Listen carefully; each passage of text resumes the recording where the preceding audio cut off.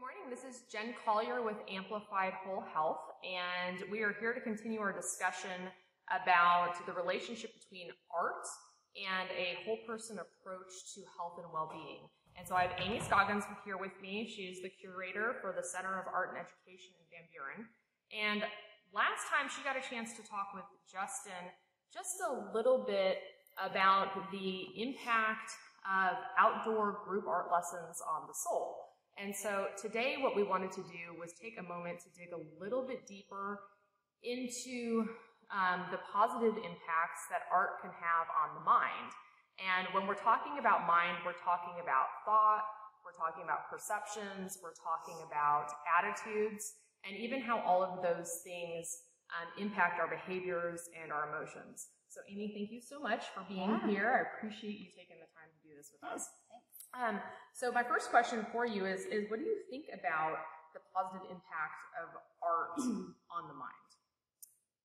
So I think that the ability to create things, whether that be culinary or bridge building or computer programming or the fine arts, the visual arts, the performing arts, I feel like that is something that was gifted to us by God when we were created. You know, right from the start it says we were created in His image, and it doesn't take, you know, a nanosecond to look around this world and just see that God is very creative. There are some wild animals and insects and things that, you know, we can look at and just see like, wow, you know, there's a sense of humor in that. You know, there was joy that was taken in the attention to detail, in the creating of, you know, this particular flower or these weather patterns or, you know, all of these things. And so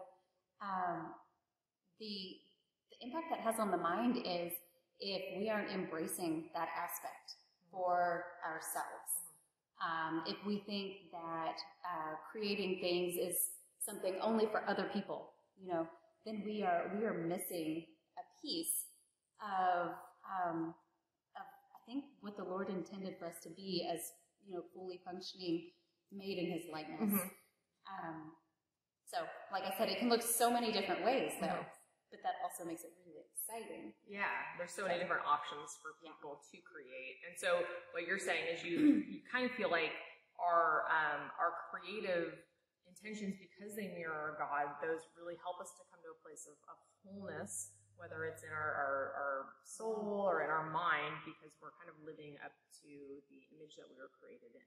Is that fair? I think so. I think so. And you know, I come from a background in art. I went to art school, and you know, honestly, it was a very damaging time for me creatively. I didn't know so at the time. I thought that the rigor that I was putting myself through was, you know, excellent training, and I pushing myself. But I think actually what was happening is that there were just seeds of self-doubt and kind of some lies that I embraced in that time that kind of took down root and were able to infect the purity of what the creative process is meant to be. It's not supposed to be like a judgmental thing. It's not supposed to be a question of self-worth, you know. It's not supposed to be a comparative, you know, oh, this painting's better than that painting, you know, then I'm a better, you know, artist or a better person. That is the twist, I think, of the lie that many of us are held into, you know, that oh, if I can't be, you know, a star on Broadway, then I'm not going to go try out for the local play. And so it's that robbing of that just really basic, the beauty of being able to appreciate the world around us and appreciate the desires that are kind of put in our own heart. So you're saying that one of the obstacles that we can encounter when we are engaging in the art process or engaging in this creative process, and whatever it may be, like you said, it could be an actual creating, drawings and Sure. paintings and Sure. sculptures, but it could also be, like you said before, and culinary arts, and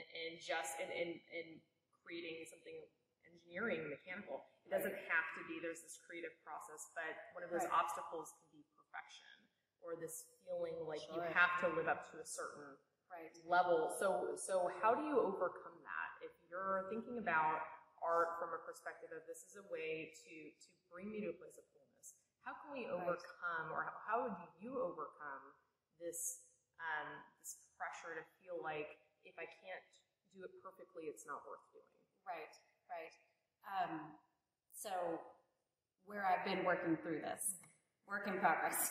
It's very good to talk to broken people and to get the insight. Where I've been working through is trying to be very mindful of a level of judgment of myself and of others and what I'm looking at, and instead appreciating, wow, there was a lot of time put into this, or how beautiful that someone is brave enough and bold enough to share, whatever this is that they're sharing, and appreciating that all of us, everybody, we are all broken people. We are all working with the same doubts, the same insecurities. We're all battling through, this world, carrying luggage of different hurts or successes, and everybody has a really beautiful story to tell, and we tell it from so many widely varied ways, whether we're weaving or anything, and trying to extend grace not just to myself in that process, but grace to everyone, and appreciating and trying to understand where they're coming from, and the pieces of themselves that they put in there, and what they saw when they were creating whatever it was that they created. So yeah, so for you, there's this element of again, like, of wholeness and overcoming some of those challenges, because it's realizing that art is not just one particular thing. There's all these different things that go into our art, whatever we create. It's our story. It's an expression of who we are. Kind of like health and well-being in and of itself. Right. Like we mentioned earlier, I think in our other discussion, that it's multifaceted, and it's not just one thing. And so to look at one part, one element, is to not get a really good picture of what that wholeness is. Right. Okay. Well, so another question I had for you was, when I think about art education, or I think about pursuing a hobby in art, I either think about kids who are very young and like wanting to introduce them to art, or I think about people who are retired and they have all this time to invest in exploring their new sense of purpose. But what do you think about art as a way to embrace your well-being, or improve your well-being for people our age, for people who are kind of in the throes? We're not the 25-year-olds? Yes, the 25-year-olds. Yes. But for people who are in the middle of life, where we're not children anymore, we're not retired, we're engaging with our families, we're working jobs, we're doing we're living life, and we don't necessarily feel like we have time to have a hobby or to create things. What do you think is what would be a draw or a motivator for people in this middle range to really engage in this creative side when it comes to actually building their health and well-being?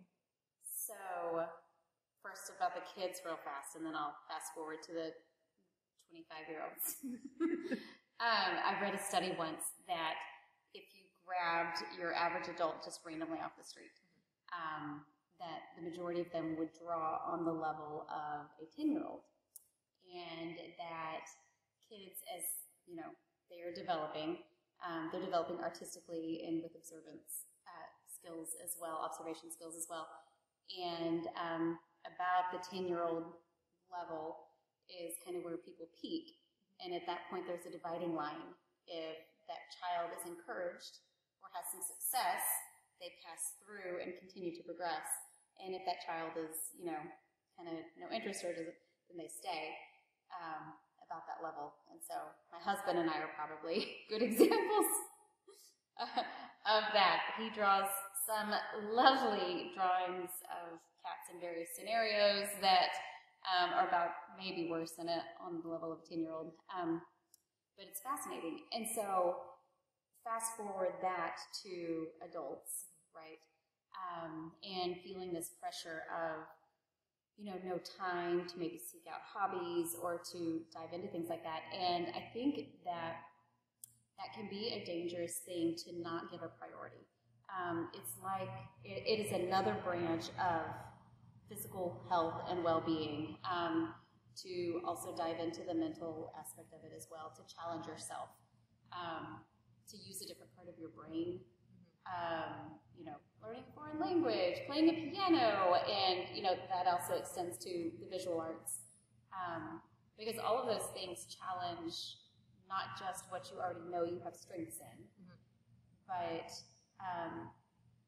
pushing you to go a little bit further. And sometimes it's painful, but you get stronger. It's like push-ups for your brain. So I feel like it's something that needs to be given a priority, so that you can sweep away those cobwebs. And if that means that we need to slow our lives down a little bit, then I'm a huge proponent for that too. So.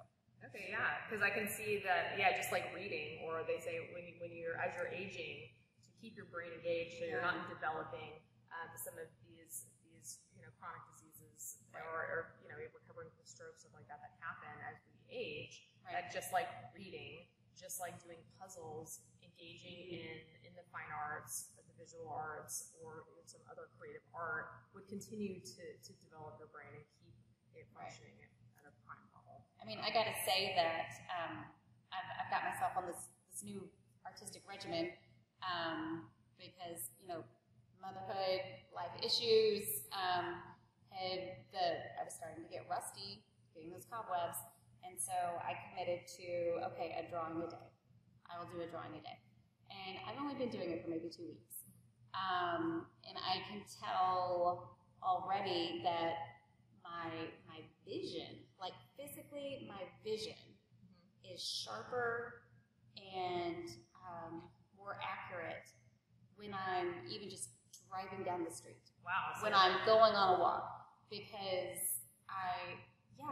I'm working out those muscles of paying attention, looking for detail, and so the colors are more vivid to me.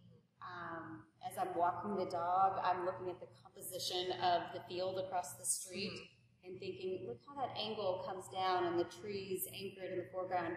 And so it's just this whole new layer for regular everyday life, because I'm waking up that part of my brain again that had kind of gotten a little groggy. Yeah, so you're discussing kind of where this blend of art is enhancing your mind, which is therefore enhancing your soul and your experiences in your daily life, so that you're living more vibrantly and living more presently because of the art that you're now engaging in on a regular basis. That's really cool. Okay, so quick plug for what you guys are doing here. So what do you guys have going on for adults? I mean, I know you have classes for homeschool kids and a whole bunch of kids activities. Right. What do you have going on for adults? So at the Center for Art and Education in Buren, it's beautiful. We have a full schedule of workshops that happen periodically. They might be just one weekend, or they might be ongoing over the course of a month or something.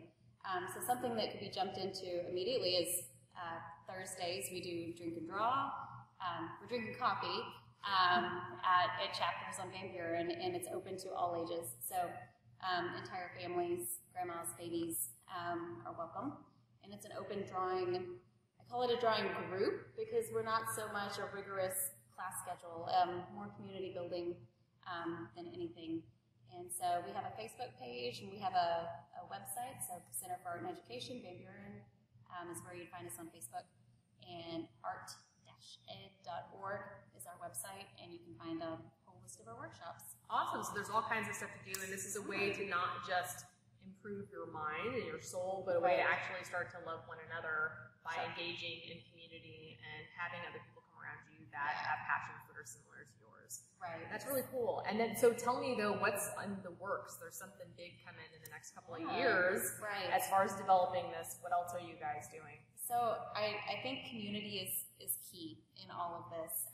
It's why, gyms are so effective, and working out at home, you tend to sleep through.